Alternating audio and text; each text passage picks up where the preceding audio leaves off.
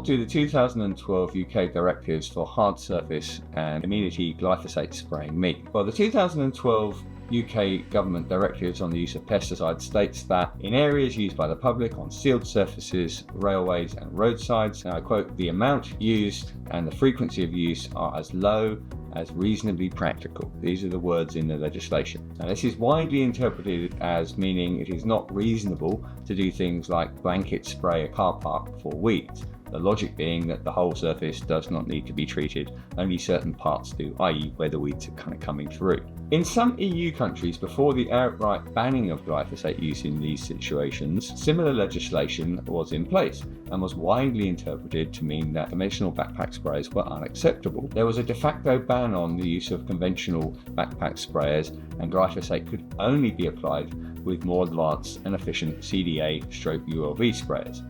Now, this is not yet the case in the UK, but the existing legislation could be interpreted in that way. The simple fact of the matter is that CDA/ULV sprayers are more efficient and accurate than conventional sprayers. They will significantly reduce the amount of glyphosate that needs to be sprayed to do the job. So the only question is are they, quote, reasonably practical? In our opinion, they are. From a cost perspective, the additional hardware costs are normally recouped within the first year due to lower glyphosate usage, so there's no defensible argument against them being unreasonably expensive. Indeed, they should actually save money. Now, from a practical usage perspective, they're just as easy to use as conventional sprays, if not easier.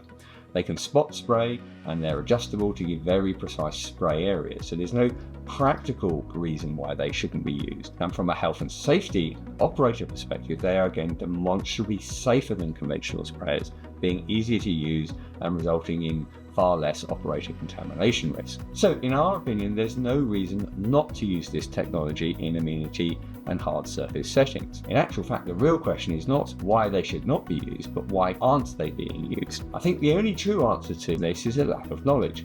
Once knowledge spreads, this will become, in our opinion, the only acceptable method of glyphosate use in these settings, given the wording of the legislation.